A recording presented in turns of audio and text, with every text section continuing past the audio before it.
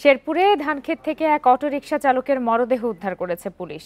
সকালে সদর উপজেলা তাতালপুরের একটি ধানক্ষেত থেকে আব্দুল লতিফের মরদেহটি উদ্ধার করা হয়। পুলিশ জানায়, ধানক্ষেতে অটো চালক লতিফের মরদেহ পড়ে থাকতে দেখে পুলিশকে খবর দেয় স্থানীয়রা।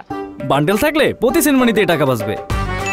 বিকাশ সেনমানি বান্ডেল কিনে জিতুন প্রতি লেনদেনে।